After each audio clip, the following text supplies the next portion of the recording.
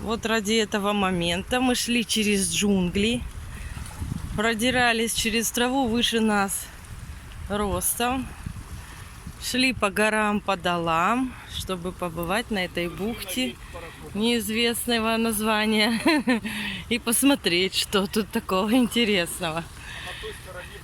Пришли кое-как, перебрались через дебри, как в джунглях, а тут еще оказались люди.